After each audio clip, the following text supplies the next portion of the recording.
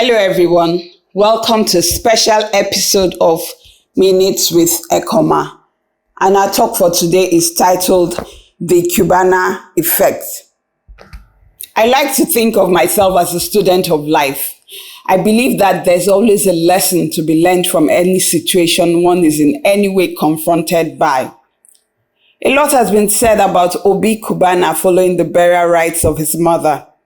So much has been said such that the only way to escape reading or hearing about him if you live in Nigeria is if you have been living under a rock or have had no access to the internet in the last couple of weeks. I have read and watched videos about the funeral which took place at Oba in Anambra State. Irrespective of the divide that one belongs to, I believe that enough has been said about Obi Cubana's mother's burial, and by extension, Obi Cubana himself. I therefore have no intention of joining the fray. I'm not going to talk about the appropriateness or lack thereof as regards what took place. What I'm going to talk about is something I found rather fascinating and have taken the liberty of referring to as the Cubana Effect. Prior to the burial of the mother of Mr. Obi Iyebo, popularly known as Obi Cubana, a lot of Nigerians were unaware of him. I had only heard of his former employee, who is commonly referred to as the Cubana chief priest.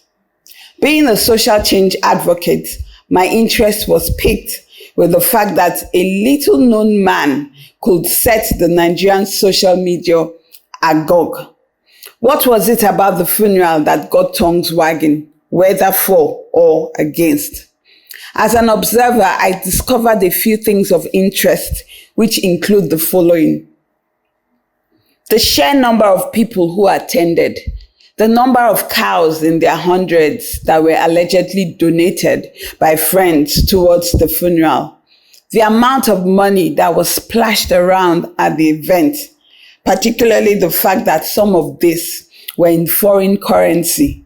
Last but not the least, the sense of friendship that could be seen between Cubana and his guests, even by just watching the videos. If all the cows killed for the event or all the money splashed around at the event had belonged to Obi Cubana, and if the number of people who attended had been much less than what one saw, we might have just chalked it down to the usual case of another rich man using the occasion of his mother's funeral as an excuse to show off his wealth. However, what I found rather interesting and worthy of consideration includes the following. Most of the cows used at the event were donated. Quite a lot of the money splashed was done by friends and acquaintances. Another thing is the large number of guests who attended, a number of them busy and successful people who had left their businesses to spend a few days with him. At the end of the day, I came to the conclusion that it was all about goodwill. Call it social capital, if you will. Whatever he has done, however he has lived his life or even acquired his wealth, I don't know him well enough to comment about this, even if I wanted to, and they have no concern to me. However, what I find rather interesting is how Obi Cubana has somehow managed to positively impact the lives of people around him. He has somehow been able to make some sort of investment, and this may not necessarily be financial, in the lives of people around him, such that on the day that he had a need to make a demand on that social capital that he had built with his friends and acquaintances over the years, it turned out that he had invested enough to get a return on his investment, as they appeared more than willing to pay up, arriving in their numbers for the funeral. I can relate to this because I once had a similar experience. Years ago, I had a project I needed to undertake and didn't have enough money to execute it. I was having cash flow issues because some people I had been in a business relationship with had suddenly turned around and shafted me But that's a story for another day. So one day, I'm there talking to my girlfriend over the phone, and I tell her about the project and the amount still needed for the project to take off. Well, guess what? The very next day, I got two alerts from my friend, totaling the exact amount remaining to kickstart the project.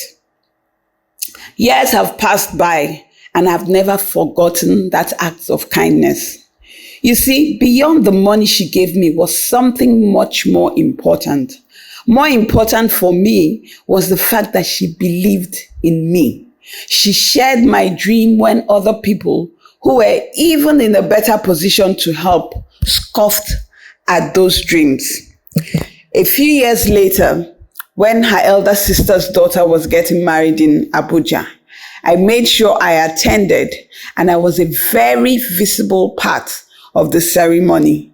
She doesn't know it, but believing in me when a lot of people didn't is not something that I take lightly, even till date. Another thing I also learned from this episode is Obi Cubana's ability to maintain bridges. You see, I've always been of the opinion that when God decides to bless a person, he usually does so through another person.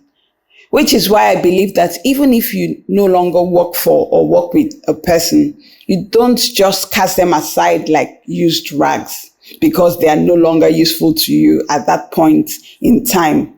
It's always good to treat people in such a manner, irrespective of whether they are bosses, equals, or subordinates, such that we are able to freely relate with them if the occasion demands it in the future. From what I gathered, the man popularly known as the Cubana chief priest no longer works for the Cubana brand, having moved on to open his own enterprise. However, he was very much evident at the funeral. I believe this says something about the character of both men that is worthy of mention. All of these things I have mentioned are the things from which social capital is made of. So as we go about our daily lives, I like to ask us, what kind of investments have we made in the lives of those around us? Whose life have we made easier? Whose sun have we made shine a little brighter by being in their lives? And I must say that this is not always about money. Sometimes it's in the little things. It's that phone call, that text message, that word of encouragement, a shoulder to cry on. All the little acts of kindness that we sometimes forget make the world a better place. So I ask you, do you have the Cubana effect? Are you building social capital? Have a fantastic week. Thank you for listening. My name is Ekoma Aja. I'm a life decisions consultant, a social change advocate, and also the author of Pointy Panther Goes a Wall, Pointy Panther and the Vampire Shack, and Damage. Please follow, like, share, subscribe to my channels and social media handles. Goodbye and God bless.